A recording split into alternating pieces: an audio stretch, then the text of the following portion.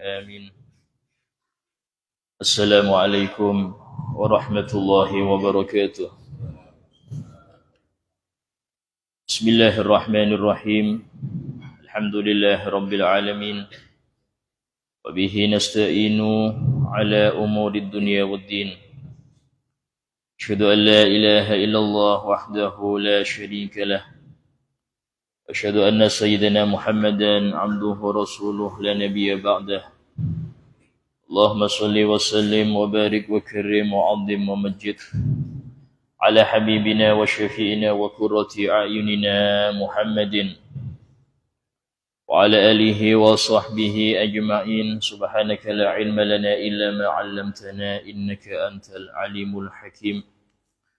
رب اشرح لي صدري ويسر لي أمري واحلل عقدة من لساني يفقهوا قولي بجاه النبي وآله. قال الله تعالى وقل رب زدني علما. وقال رسول الله صلى الله عليه وسلم طلب العلم فريضة على كل مسلم.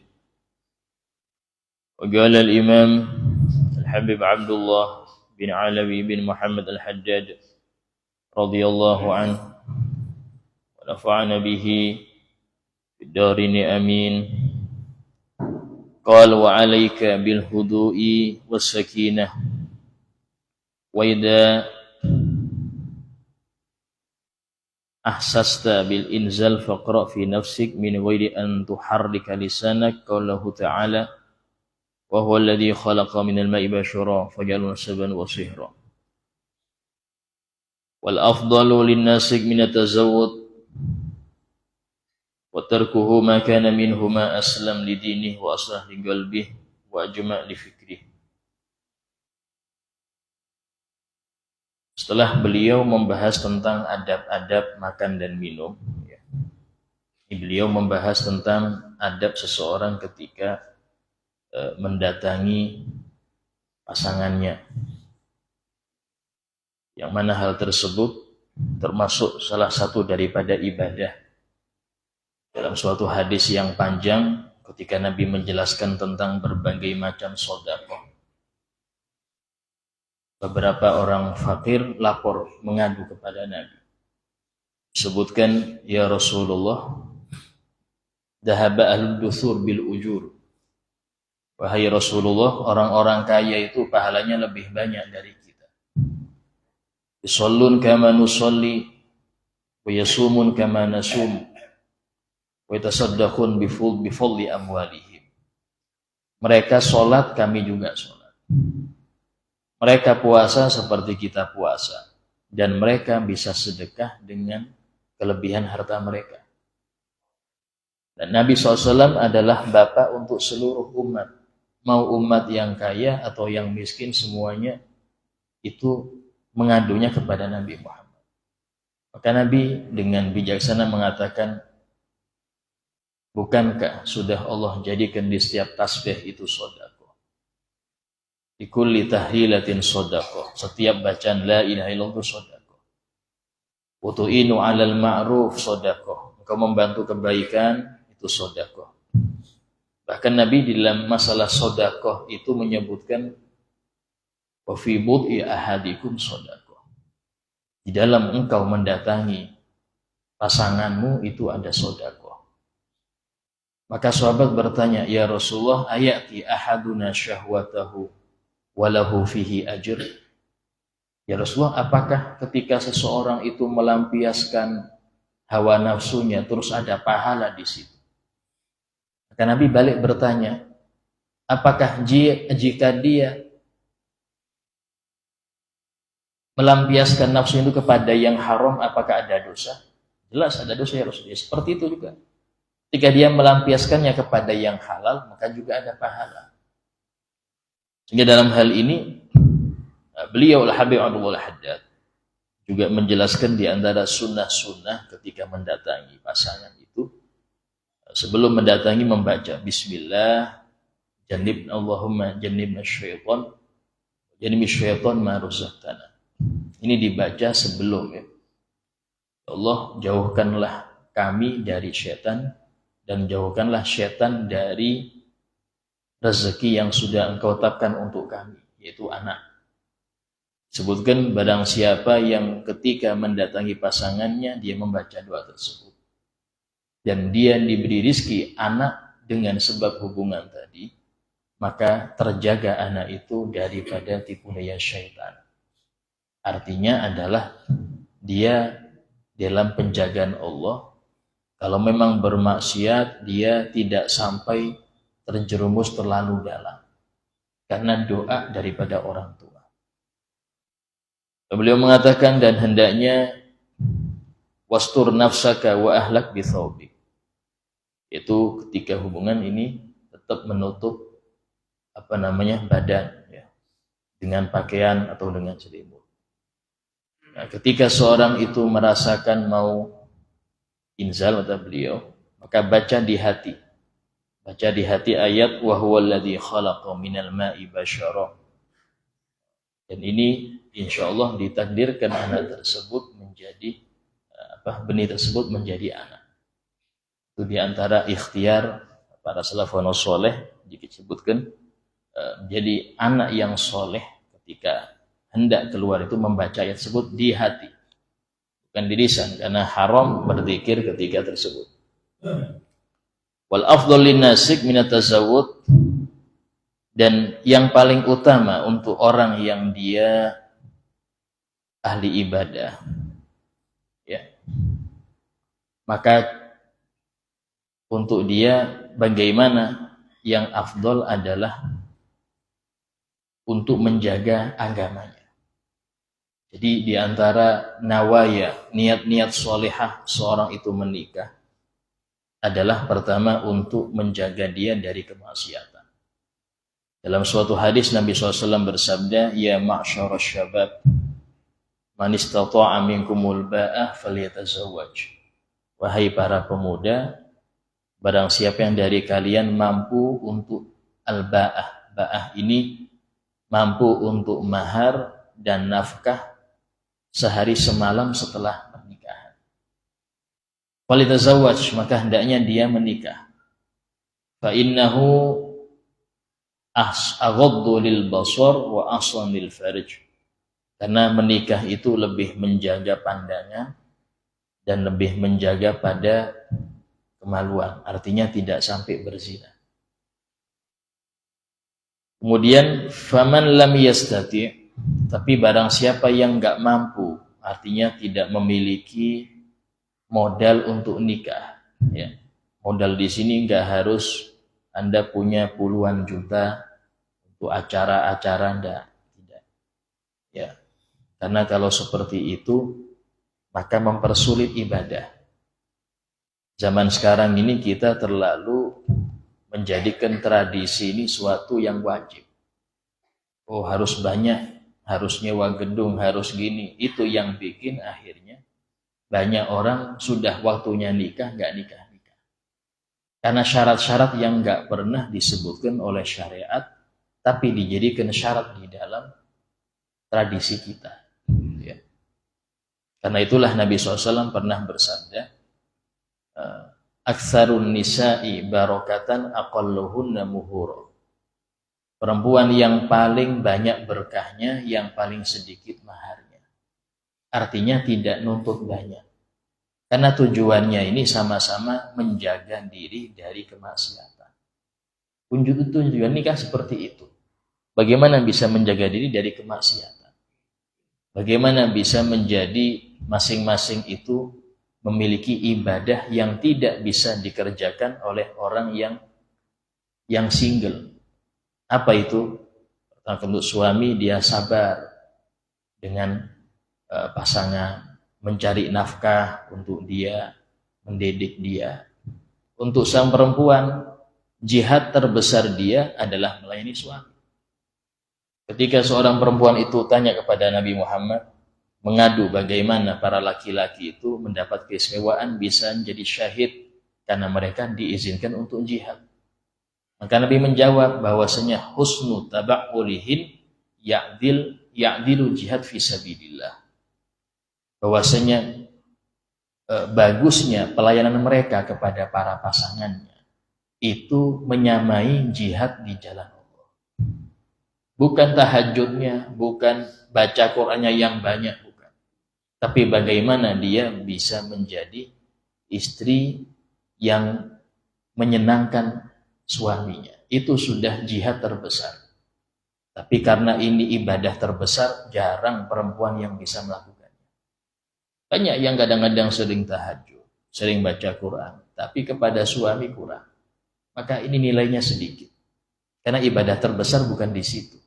Ibadah terbesar ketika dia di mata suaminya menjadi perempuan penyejuk mata, qurrata a'yun. Dan ini yang sering dianjurkan dalam Al-Quran, kita berdoa itu. Rabbana hablana min azwajina wa dzurriyyatina qurrata a'yun. Ya Allah, anugerahkan kepada kami ya, istri dan anak-anak yang menjadi penyejuk mata kami. Apa penyejuk mata ini? Menyenangkan.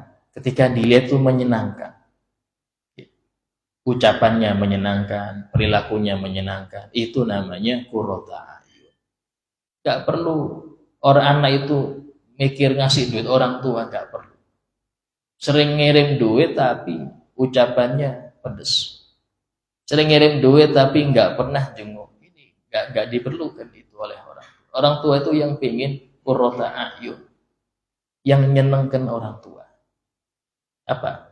Ya tadi, bagaimana tutur katanya, perhatiannya, itu yang dibutuhkan oleh orang tua.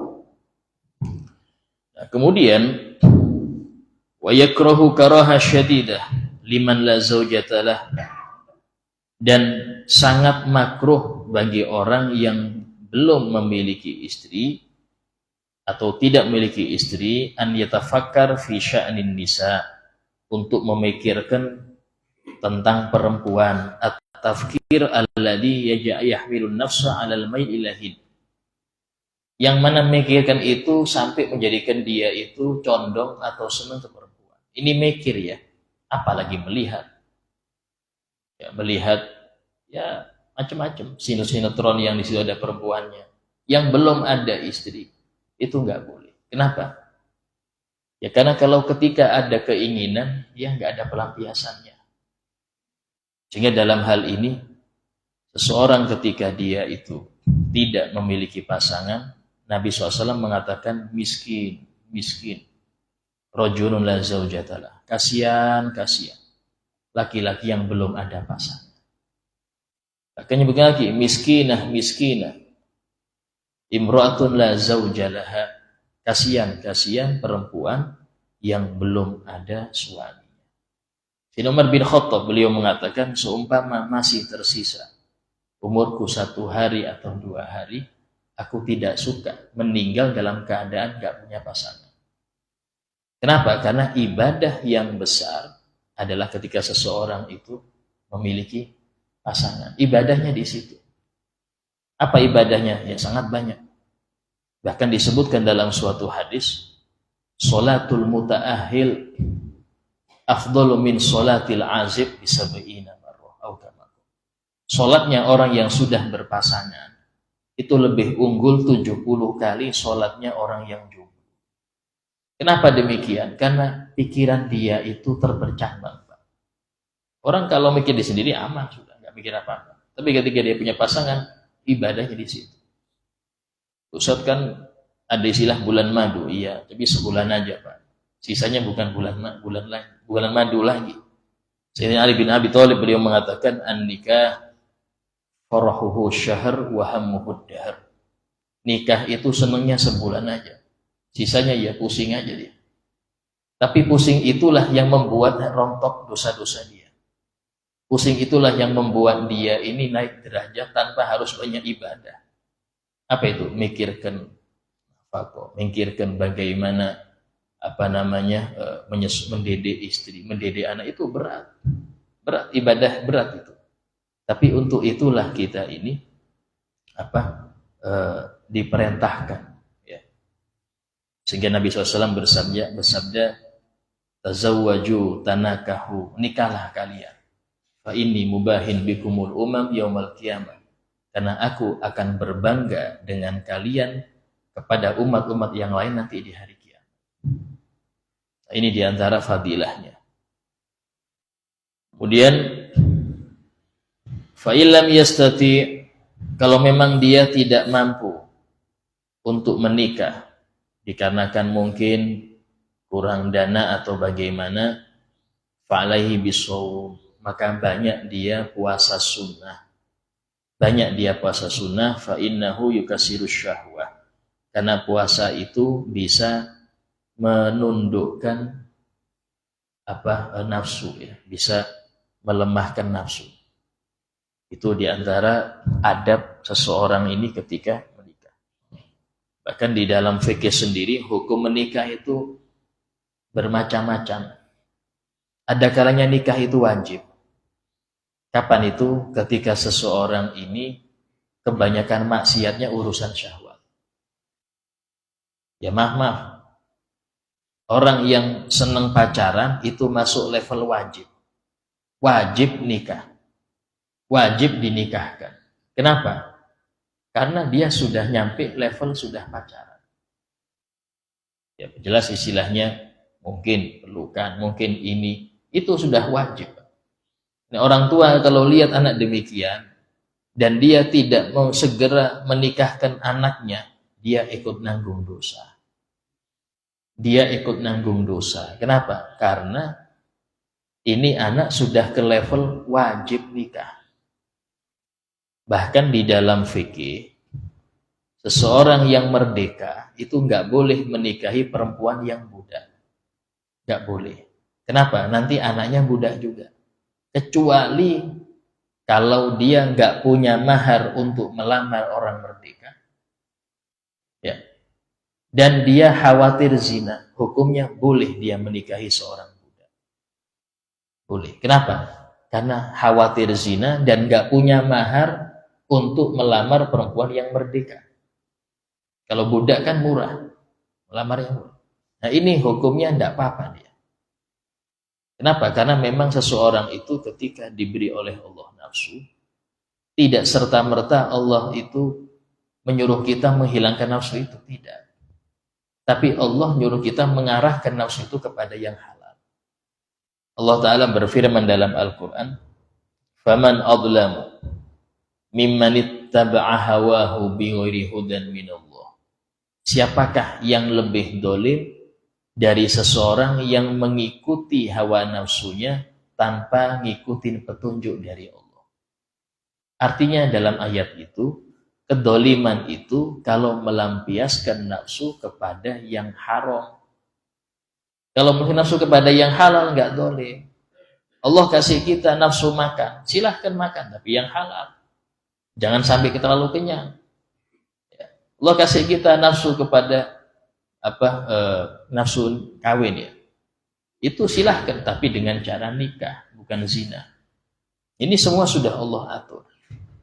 Karena itulah seseorang yang nggak punya sama sekali nafsu itu nggak sempurna, nggak normal. Normal itu ketika dia ada nafsu. Cuman ngarahkannya ke siapa? Kepada yang halal. Dari sinilah nikah itu disebut ibadah. Yang sering disampaikan oleh para penceramah itu biasanya hadis an-nikahu sunnati. Nikah itu adalah sunnahku, kata Nabi. Faman raghiba an sunnati falaysa minni. Yang enggak senang sunnahku enggak termasuk golonganku. Nah, kemudian ada kalanya nikah itu sunnah. Kapan sunnah itu? Nah, ketika dia memiliki dana untuk nikah.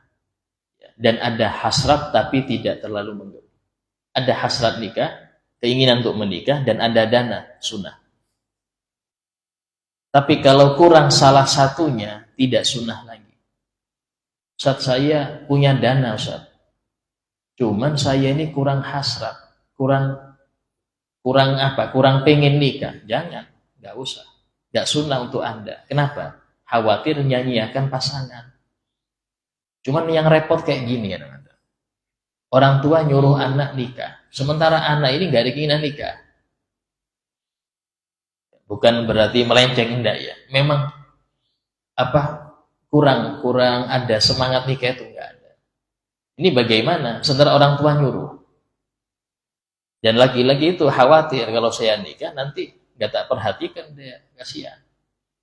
Sementara memberi nafkah batin itu harus. Nah, di sini polemik, ya, dilema. Ulama mengatakan taat orang tua didahulukan, patuh ke orang tua dahulukan. Dan orang tua hendaknya harus mengerti ini anak kayak apa sih.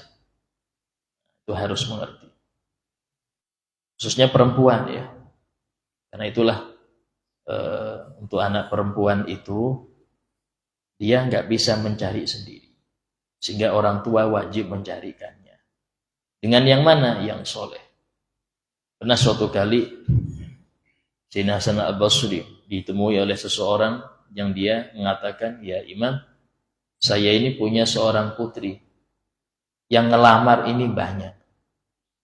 Dengan siapa aku menikahkannya? Maka kata beliau, zawwijha bimanittaqallah. Nikahkanlah putrimu dengan yang bertakwa pada Allah. Yang bertakwa. Tanpa ngurus dia kerjanya apa, punya jabatan atau tidak, ganteng atau enggak ngurus itu. Yang penting dengan yang bertakwa pada Allah. Dan beliau ngasih alasan, kalau yang bertakwa itu mencintai istrinya, dia akan memuliakannya. Dan kalau dia nggak cinta, mungkin gara-gara putrimu ucapannya pedas, kurang berakhlak dengan pasangannya, dia tidak akan mendolimi istrinya, karena dia tahu itu haram. Dia tahu itu haram mendolimi, sehingga dia tidak akan main tangan, tidak akan gini. Itu kalau dengan bertakwa. Bahkan disebutkan dalam suatu hadis, seseorang ayah atau kakak dari seorang perempuan, kalau menikahkan perempuan tadi dengan yang enggak soleh, maka dia seperti memutus hubungan silaturahim dengan putrinya. Karena itu haknya pasangan, haknya putri Anda. Dan dia nggak tahu siapa yang soleh, dia menyerahkan semuanya kepada orang tuanya. Dari sinilah mengapa ayah itu dikatakan wali mujbir. Wali yang punya hak memaksa putrinya untuk menikah tanpa persetujuan. Tanpa persetujuan. Itu kalau ayah ya, ayah kandung itu punya hak untuk menikahkan walaupun tanpa persetujuan si putri. Tahu-tahu pulang bawa, nih suamimu sudah akad kemarin. Karena akad nggak perlu istri hadir. Dalam akad itu tidak ada rukun nikah itu calon istri hadir. Enggak. Dan dalam hal ini anak walaupun dia kaget tetap harus ahlan wa sahlan. Dia suaminya sudah. Nah, cuman dalam hal ini nggak boleh sang ayah itu menikahkan kalau tidak sekufu. Artinya nggak soleh itu nggak boleh. Yang nggak ngerti agama jangan. Kenapa? Mendolimi sang putri. Jarang Pak, zaman sekarang kayak itu jarang. Ya, kalau ada kabur dia. Kemudian dikatakan di sini, selesai beliau, ada kalanya nikah itu haram. Nikah itu haram ada kalanya. Kapan? Ketika dia niat untuk menceraikan. Saya nikahi tapi saya ceraikan langsung. Saya nikahi tapi mau saya sakiti dia. Haram. Ya. Atau sama perempuan yang sudah niat gak mau melayani suaminya. Dia mau bebas, gak mau dia menjadi partner dari laki-laki tadi. Dan termasuk bentuk durhaka. Kalau orang tua seumpama bilang kepada sang anak, "Nak, aku sudah jodohkan engkau dengan fulan." Anak itu bilang, "Enggak Pak, saya enggak cinta dia. Saya enggak kenal dia." Itu bentuk durhaka. Bagaimana bisa cinta enggak pernah kenal? Justru kalau cinta duluan berarti ada apa-apa. Kok bisa Anda cinta duluan sebentar belum halal? Cinta itu datangnya setelah nikah. Ini dalam Al-Quran ketika Allah menyebutkan bahwasanya pasangan-pasangan itu dijadikan bersama, kata Allah, litaskunu ilaiha, agar kalian para lelaki menjadi tenang hati kalian ketika bersama dia. Baru kemudian wa ja'ala bainahum mawaddatan wa rahmah. Setelah pernikahan baru Allah menjadikan di antara kalian rasa cinta dan rahmat. Cinta rahmat itu jatuhnya setelah nikah, bukan sebelum. Kalau sebelum berarti ada pacaran. Berarti ada hubungan yang gak baik. Berarti ada pandangan yang diharamkan. Kok sampai cinta dulu sebelum nikah? Sehingga cinta itu datangnya setelah nikah, setelah halal baru. Ya. Ini kebanyakan orang sekarang tidak mengindahkan aturan syariat itu. Setelah beliau membahas masalah tentang adab-adab di dalam berhubungan, beliau membahas tentang adab ketika seseorang itu di kamar kecil. Wa idza qasadta baital khala li baulin aw ghaid, jika engkau ingin menuju ke kamar kecil, baik itu untuk buang air kecil atau air besar, falbasna alaik, maka pakailah kedua sandalmu. Jadi usahakan ada sandal khusus masuk kamar mandi. Ya, ini enggak keluar dari rumah, dalam rumah aja, tapi untuk masuk kamar, taruh di depan kamar mandi, sandal khusus. Wastur ra'saka, dan tutuplah kepalamu. Sunnah pakai kopiah. Kalau enggak ada kopiah, pakai anduk. Masuknya aja tutup. Nanti dia di dalam lepas apa. Sunnah ya. Kalau memang enggak ada, Ustaz, tutup pakai tangan. Masuk tutup pakai tangan. Karena sunnah, nutup kepala ketika masuk kamar mandi itu sunnah. Wa qaddim rijlakal yusra fid dukhul wal yumna fil khuruj. Dan dahulukan kaki kirimu ketika masuk, dan ketika keluar dahulukan kaki kananmu. Wa qul inda irdukhul, dan bacalah ketika engkau ingin masuk, bukan ketika di dalam. Pas ingin masuk, bacalah Bismillah, Allahumma inni a'udzubika minal khubuthi wal khaba'ith. Ya, itu baca ketika Anda mau masuk. Bahkan anak-anak itu usahakan mereka ngamalkan itu. Ya, banyak anak-anak itu hafal ya. Cuman kalau di rumah tidak dibiasakan, maka akan lupa itu. SMP lupa sudah. Kenapa? Tidak dibiasakan. Dan baca juga doa yang diajari oleh Nabi agar jin tidak melihat kita. Kalau nggak melihat pasti tidak ganggu kita. Apa itu bacaannya? Bismillahilladzi la ilaha illa huwa. Itu ajarkan kepada istri, putri, saudari kita khususnya. Ya. Karena kebanyakan jin itu, ya, itu kalau sudah senang dia goda. Ya, banyak kerasukan kan perempuan biasanya. Ya karena gitu Pak. Dia nggak baca doa ketika ganti baju atau ketika masuk kamar kecil, nggak baca doa. Ya, khususnya waktu dia sedang haid, nggak ada sholat dia, nggak ada baca Quran. Tapi suruh dia banyak dzikir. Dzikir nggak apa-apa bagi orang haid. Dia sudah nggak sholat, nggak dzikir, nggak baca Quran, ya selesai. Tamengnya kecil, gampang untuk dirasuki. Nah, kemudian ketika keluar dari kamar kecil, bacalah ghufranaka. Ghufranak 3 kali. Alhamdulillahilladzi azhaba anni al-adha wa afani. Itu bacaannya ketika keluar. Ya. Wala tadhkurillah, dan janganlah engkau berzikir kepada Allah di waktu keadaan tersebut, waktu keadaan buang hajat, illa bigolbik, kecuali dengan hatimu. Zikir hati sangat diutamakan. Jadi walaupun kita nggak boleh zikir dengan lisan, kita zikirnya dengan hati. Disebutkan ada daripada kakek guru kita, itu Habib Umar Al-Haddad, Habib Umar bin Abu Bakar Al-Haddad. Beliau itu digelari A'bad Ahli Tarim. Di masanya digelari orang tarim yang paling ahli ibadah. Karena Setiap waktu itu zikir terus. La ilaha illallah Muhammadur Rasulullah. La ilaha illallah Rasulullah. Sampai waktu ngangkatkan putrinya itu la ilaha illallah terus. Saking seringnya. Beliau itu kalau sudah masuk kamar mandi, digigit giginya. Bibirnya digigit. Biar nggak ngomong. Kalau enggak, zikir terus. Habis masuk, keluar, zikir lagi. Nggak pernah sedikit pun itu diam, kecuali tidur. Ini istilahnya termasuk kata Nabi itu al-mustahtirun. Mustahtirun itu orang yang dia terlena dengan zikir. Kalau kita zikir kan habis sholat, Pak. Nah, kadang-kadang tasbih itu taruh di sini.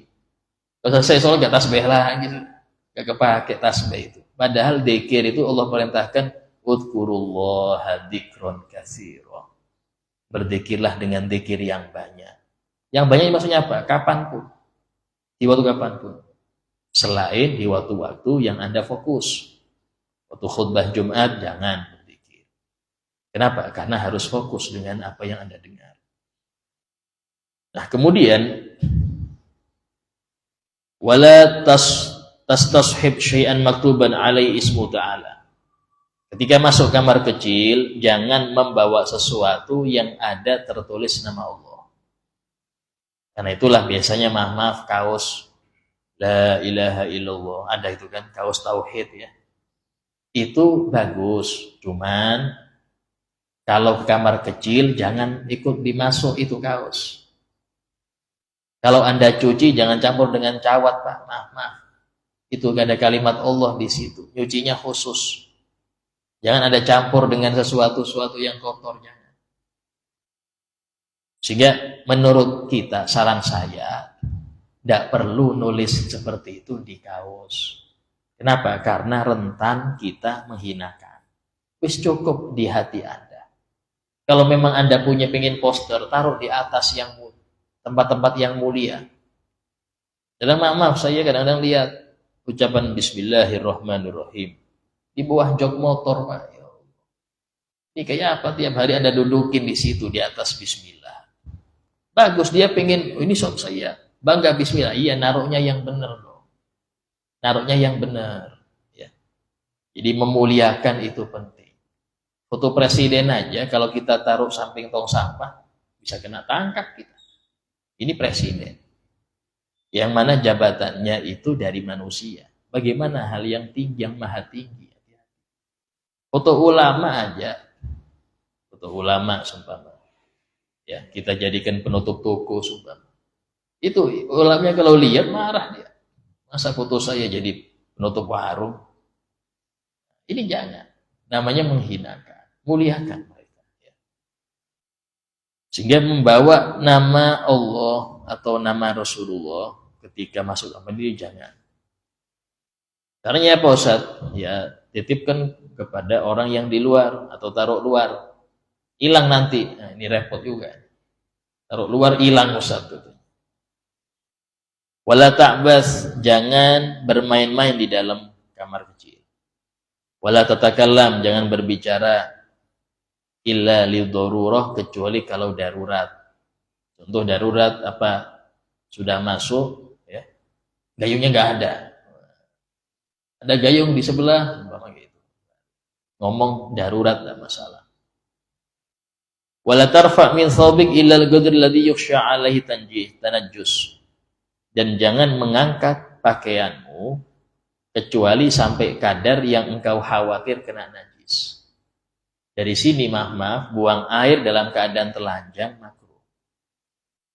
Bahkan mandi dalam keadaan telanjang bulat itu makruh. Ya. Disebutkan dalam suatu hadis Nabi bersabda, "Man kana yu'min billahi wal yawmil akhir fala yadkhulul hammam illa bimizar." Barang siapa yang beriman kepada Allah dan hari akhir, janganlah dia masuk hammam, kamar kecil, kecuali bersarung. Artinya tertutup aurat besarnya. Ini sunnah yang jarang orang amalkan. Mandi dalam keadaan dia tertutup aurat. Jarang Pak ngamalkan. Dan itu termasuk sunnah. Mandi dalam keadaan tertutup aurat. Ya. Wastatir bihaitsu la yaraka syahs, dan menutuplah, yaitu tutuplah dirimu sekiranya tidak dilihat oleh seseorang pun. Dari sini mandi di sungai kayak apa Ustaz? Ya, kalau laki-laki aman. Yang penting dari pusar sampai lutut tertutup. Kalau perempuan rentan haram. Nah, maaf jarang Pak mandi di sungai pakai pakaian syar'i Pak. Jarang. Paling enggak rambutnya kelihatan. Haram ya, enggak boleh. Karena sudah adat di kampung sini Ustaz. Adat yang enggak baik jangan dilestarikan. Ya. Kalau sudah ada pertentangan adat dengan syariat, syariat harus dimenangkan. Karena adat aturan manusia, syariat aturan Allah. Adat yang bikin itu manusia, kalau syariat yang bikin produknya produk dari Allah. Ya. Karena kita hidup itu untuk Allah. Inna sholati wa nusuki wa mahyaya wa mamati lillah. Salatku, ibadahku, hidup dan matiku hanya untuk Allah. Itu sudah sering kita sampaikan. Tapi sering kita langgar. Wab'ud haitsu la yasma' minka shaut. Insyaallah kita lanjutkan untuk yang akan datang kajian tentang sunnah-sunnah ketika di kamar kecil. Sebagai paripurna majelis, ada yang mau bertanya, silahkan ditanyakan.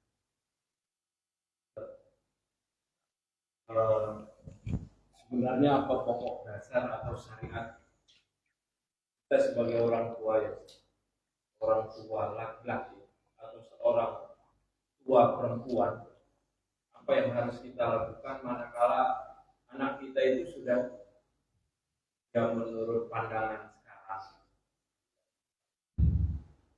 sudah pas lah, sudah masa untuk nikah, sudah masanya. Terus kadang kita juga di masyarakat banyak adab-adab yang kadang kita juga nggak mampu.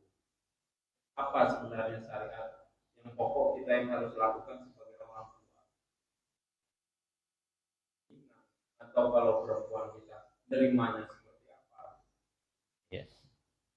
Ya, di antara haknya anak, ya, di antaranya haknya anak atau kewajiban orang tua kepada anak, menikahkan mereka kalau sudah sampai waktunya. Allah berfirman, wa ankihul ayama was-solihina min ibadikum wa imaikum. Nikahkanlah, ya, ayama itu artinya budak-budak perempuan dan laki-laki yang soleh dari kalian. Iyakunu fuqara, kalau mereka itu masih fakir. Ustaz, anak saya belum kerja Ustaz, penghasilannya masih nggak bisa, tabungannya nggak ada, gini macam-macam. Tapi sudah Allah jawab itu, iyakunu fuqara, kalau mereka itu masih fakir, yughnihillah min fadli. Allah yang yughnihimullah min fadli. Allah yang ngayakan mereka, bukan engkau. Bukan engkau yang bikin kaya mereka. Tapi Allah yang membuat mereka kaya dengan anugerah Allah. Kenapa? Karena nurutin perintah Allah. Di antara penyakitnya orang tua itu, terlalu khawatir ini anak saya nanti bisa nggak ngasih nafkah istrinya. Bisa nggak gini. Akhirnya diberikan pacaran terus. Ya maaf. Kadang-kadang seseorang itu ketika anaknya tadi pacaran, oh enggak apa-apa, yang penting enggak sampai hamil aja, silahkan. Ini termasuk orang tua yang enggak punya harga diri. Tapi ketika anak dia seumpama dinikah untuk jadi istri kedua, marah, jangan, enggak boleh. Tapi dibuat pacar kelima, enggak apa-apa. Pacar kelima dari pacarnya itu, enggak apa-apa tadi ya, yang penting enggak sampai hamil. Ini otak zaman sekarang. Sehingga zaman untuk dalam syariat itu, kalau sudah anak itu umurnya pas, anak laki-laki, tanya pelan-pelan. Biasanya yang lebih akrab itu abahnya, anak laki-laki itu. Anak laki-laki itu kalau sudah umur-umur 15 ke atas, itu jadikan teman. Teman di sini itu lebih dari hati ke hati. Kalau urusan nyuruh-nyuruh itu 7 sampai 14. 15 itu baru kita didik betul. Kalau sudah dia 15 ke atas, nah itu lebih kepada kita jadikan teman. Teman di sini maksudnya dia biar mengeluarkan unek-uneknya itu apa. Kalau dia sudah umur, ya beda-beda ya. Kalau zaman dulu itu, Sayyidina Ali menikah dengan Siti Fatimah itu umur 21. Ya. Apalagi zaman sekarang, para ulama mengatakan nikah dini di masa sekarang ini dianjurkan. Nikah dini itu dianjurkan. Karena anak-anak sekarang SMP aja sudah tentang pacaran, Pak. SMP, bahkan SD sudah suratan. Ustaz, ya apa kerjanya? Ya itu tanggung jawab Anda. Karena Anda nggak bisa menjaga dia. Sehingga untuk awal-awal nafkahi dulu. Ajari dia cara kerja. Cara kerja. Dan Allah akan mencukupinya. Kalau untuk anak perempuan, ya, maka jika ada yang meminta anak perempuan kita, Nabi SAW pernah bersabda, "Idza ja'akum man tardawnahu fi dinihi wa irdi faqbalu." Kalau datang kepada kalian seseorang laki-laki yang kalian suka agamanya, kalian sukai dia akhlaknya, perangainya, kalian cocok, faqbalu, kata Nabi, terimalah, ini perintah Nabi. Wa illa, kalau tidak, takun fitnatun wa fasadun kabir, terjadi fitnah besar dan kerusakan yang besar. Kadang-kadang maaf, datang ditanya kerjanya apa, gajinya berapa, ini. Itu yang bikin akhirnya dapat pasangan yang buruk. Dan tidak masalah orang tua itu ya menawarkan putrinya. Kalau dia lihat ini, tapi nggak langsung, tanya aja, sampean sudah ada pasangan, sudah ada yang dituju, laki-laki yang Anda anggap baik nih orangnya. Oh belum, ya apa kalau dengan itu tidak masalah. Sayyidina Umar bin Khattab, beliau itu pernah menawarkan putrinya Siti Hafsah masih Abu Bakar Siddiq. Abu Bakar Siddiq sudah ada istri, usianya itu untuk kedua atau ketiga. Tawarkan kepada Sayyidina Utsman. Akhirnya kepada Rasulullah. Nah, Rasulullah menerimanya. Dari sini tidak menjadi aib. Ini Sayyidina Umar, manusia terbaik umat ini nomor 2 setelah Abu Bakar Siddiq. Bukan suatu aib seseorang ayah atau kakak dari seorang perempuan itu nawarkan putrinya atau saudarinya kepada laki-laki yang dia anggap bisa jadi imam untuk putri. Bukan suatu aib. Bisa dengan dia langsung atau dia suruh temannya yang lebih akrab. Coba tanya Ibang, dia ada nggak sudah pasangan? Tidak masalah, tidak apa-apa. Dan jangan Anda nunggu putri Anda minta, karena sulit, nggak ada Pak. Perempuan itu langsung bilang, Pak, nikah dong, jarang. Mereka malu di situ. Tapi kita punya ngerti gelagatnya. Ibu lebih ngerti, oh yang gelagat putri saya model gini. Maka segera dibicarakan. Apalagi sampai dia teleponan lama tengah malam, wah ini repot. Rata-rata sudah ada yang dicintai. Langsung suruh dia datang ke rumah. Suruh datang. Tapi ini aslinya kalau saya bilang kita kecolongan, orang tua kecolongan kalau sudah seperti itu. Saya bilang orang tua kecolongan kalau ini si putri ini sudah teleponan lama, kadang dijemput, wah ini kecolongan caranya. Itu harus segera Anda nikahkan. Segera. Ya. Di dalam masalah meminang itu sunnah. Jadi sebelum ada pernikahan itu usahakan ada lamaran. Dan di dalam melamar itu ya, ini syariat membolehkan bagi seorang laki-laki melihat wajah dan telapak tangan bolak-balik. Walaupun anak perempuan tadi bercadar, ya, maka sang laki-laki boleh tolong dibuka cadarnya, saya mau lihat wajahnya. Itu izin syariat. Dan tidak boleh, oh jangan anak saya ini mulai kecil sudah bercadar, jangan dibuka, nggak bisa. Karena itu sudah izin syariat, Pak. Harus dia membuka cadarnya kalau mau dilihat oleh orang yang serius mau meminangnya. Habis meminang, isi horo. Siapa yang isi horo? Semuanya. Dari pihak laki isi horo, pihak perempuan isi horo. Kalau cocok, tentukan tanggal langsung. Jangan diperlama. Di antara godaan orang habis lamaran itu, terlalu lama acaranya. Sampai macam-macam sudah. Namanya orang mau ibadah, Pak. Nggak mungkin kita membiarkan ini mau lancar. Pasti ada godaan macam-macam. Sehingga di antara hal-hal yang disunnahkan dipercepat. Karena memang Nabi pernah bersabda, al-ajalah minasyaiton. Tergesa-gesa itu dari syaitan. Tapi ada hal-hal yang dianjurkan bersegera. Di antaranya apa? Menikah. Jadinya apa? Bayar utang. Bayar utang harus tergesa-gesa. Nanti aja, santai, tidak boleh santai. Ya, yang punya uang butuh. Sehingga tergesa-gesa dalam hal ini sunnah. Itu di antaranya. Ya. Pertanyaan lain? Ya. Assalamualaikum warahmatullahi wabarakatuh.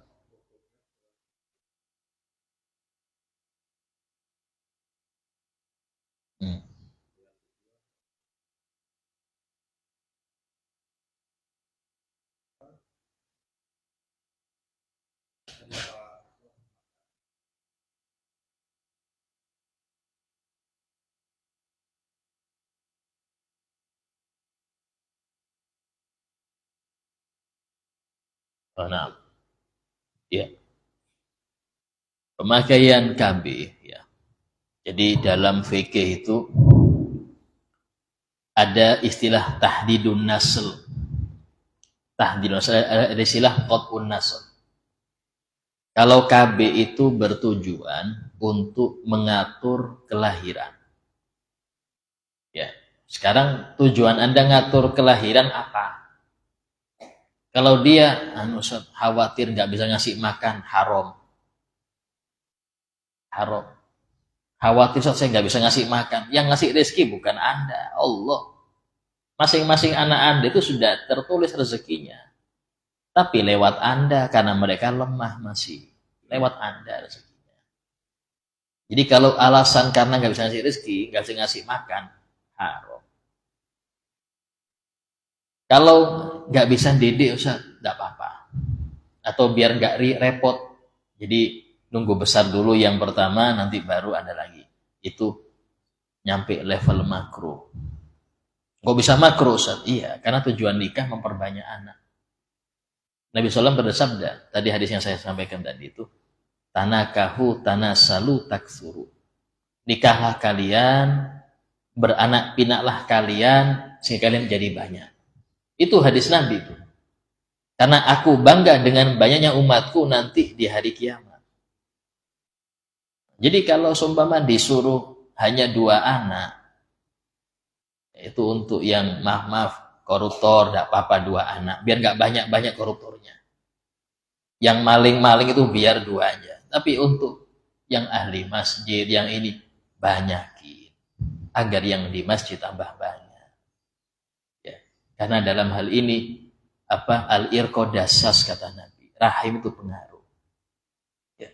Karena itulah mengapa Allah berfirman at-thayyibatu lit-thayyibin. Perempuan-perempuan yang baik untuk laki-laki yang baik. Maksudnya Ustaz, Anda nggak perlu repot-repot cari yang solihah. Solehkan diri Anda, akan datang yang solihah. Itu sudah rumus di Quran. At-thayyibatu lit-thayyibin. Allah sudah berfirman seperti itu. Sehingga dalam hal ini nggak perlu repot-repot nyari-nyari. Karena solehkan diri Anda, maka yang datang yang solehah. Nah kemudian KB kalau tujuannya untuk memutus, nggak mungkin hamil lagi, haram. Ngikat rahim, untuk hukumnya haram. Yang boleh itu kalau dia tahdid, membatasi, diatur. Kalau nggak hamil sama sekali karena diikat seumpama ya, hukumnya haram. Kecuali kalau hamil dia beresiko. Ini sudah 40 saat umur. 40 ini kalau melahirkan itu rawan, tidak apa-apa. Karena dia subur betul, tidak masalah, pakai itu nggak apa-apa. Atau dia punya penyakit yang mana membahayakan kalau dia hamil untuk bayi atau untuk dia, maka tidak apa-apa memakai istilahnya itu nggak mungkin hamil lagi, pakai acara itu nggak apa-apa. Ya. Nah, kemudian untuk bacaan yang lupa ketika hubungan itu dibaca tapi dalam hati. Baca tapi dalam hati. Ya. Cuman kalau sudahnya jarang baca, Pak. Baca lagi dan nggak ada wis. Cuman dalam hal ini tetap ya ingat pada Allah di waktu itu sangat utama. Yang lain? Alhamdulillah, semoga apa yang kita dapat bermanfaat untuk kita. Semoga Allah memberi kita taufik untuk mengamalkan apa yang sudah kita pelajari. Amin ya rabbal alamin. Ala hadiniyah wa kulli niyatin salihah wa ala ma nawa bihi salafana salih. Al-Fatihah. Bismillahirrahmanirrahim. Alhamdulillahi rabbil alamin. Arrahmanirrahim. Maliki yaumiddin. Iyyaka na'budu wa iyyaka nasta'in. Ihdinas siratal mustaqim. Siratal ladzina an'amta 'alaihim ghairil maghdubi 'alaihim waladdallin. Bismillahirrahmanirrahim. Alhamdulillahi rabbil alamin. Allahumma shalli wa sallim ala sayyidina Muhammad wa ala alihi wa sahbihi ajma'in. Rabbana anfa'na bima 'allamtana, rabbi 'allimna alladhi yanfa'una, rabbi faqihna wa faqih ahlana wa qarabatina fi dinina. Rabbi waffiqna waffiqhum lima tartadi qawlan wa fi'lan karama. Warzuqil kulla halalan daima wa akhila anqiya ulama nahda bil khair wa nufa kulla syarr. ربنا واصلح لنا كل شؤون وقر بالرضا منك العيون وقض عنا ربنا كل الديون قبل أن تأتينا رسل المنون ربنا آتنا في الدنيا حسنة وفي الآخرة حسنة وقنا عذاب النار وصلى الله على سيدنا محمد وعلى آله وصحبه وسلم والحمد لله رب العالمين. السلام عليكم ورحمة الله وبركاته.